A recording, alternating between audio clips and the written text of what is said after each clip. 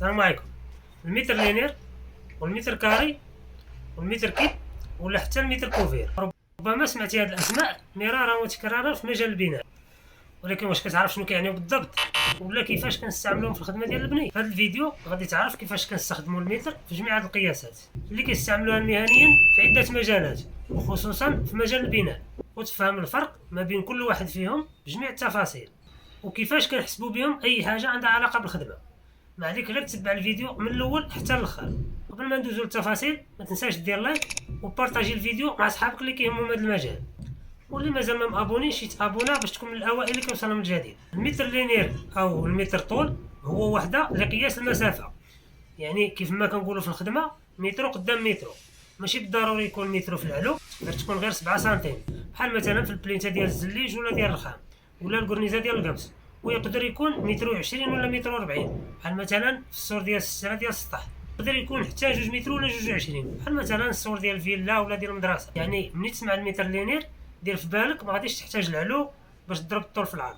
الطول في العرض كنعبروا بها المتر كاري او المتر مربع، واللي هو وحده لقياس المساحه، واللي اغلبيه ديال الصنايعيه في البني كيشدوا بها الخدمه، الكفريجيه، الحداده، البنايه، المراطبيه، الزلاجيه، القباصه وغيرهم من الحريفيه. ومع تحياتي لجميع الحريفيه، والله يسهل على كل واحد. يعني باش تعرف المساحه ديال اي خدمه كتضرب الطول في العرض، وكنحسب به حتى السلعه كذلك.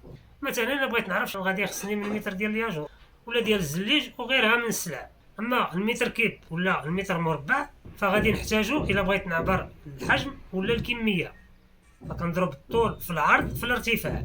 مثلا الا بغيت نعرف شحال غادي يخصني نجيب ديال البيطول للسواري ولا الفوالات، نضرب العرض في الطول في الارتفاع ديال كل ساريه ولا فوال ونجمعهم، وغادي نعرف شحال من متر كيب غادي يخصني ديال البيطول. وفي الحفير كذلك كنضرب الطول في العرض في الارتفاع باش نعرف شحال من متر كيب حفرت ولا شحال من متر كيب ديال التراب غادي يخصني مثلا. وكذلك يمكن لي يحسب به حتى السلعه، الرمله، الكرافيط، التوفنا ولا حتى الماء كذلك.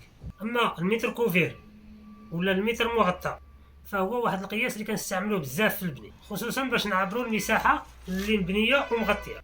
يعني مثلا دار مبنيه ومضاليه ومضروب لها المرطوب، هذه كتسمى متر كوفير كحله.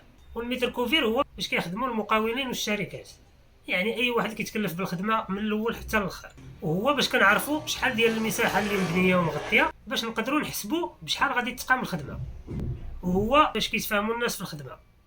يعني اي واحد غادي يشد الخدمه كمقاول ولا كشركه فكيتفاهم مع مول الدار ولا مول العماره بالمتر كوفير، سواء كان غادي يشد من عنده غير ماندوفر يعني غير اليد العامله ولا حتى بالسلعه.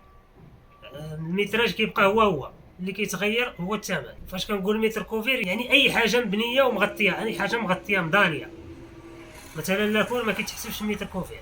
حتى لهنا نكونوا وصلنا لنهايه الفيديو. اذا وصلتي حتى لهاد اللقطه من الفيديو ما تنساش تخلي لي تعليق واش استفدتي شي حاجه من هذا الفيديو، ولا الا كانت شي حاجه ما فهمتيهاش وتبغي نوضحها اكثر. تحياتي للجميع، السلام عليكم.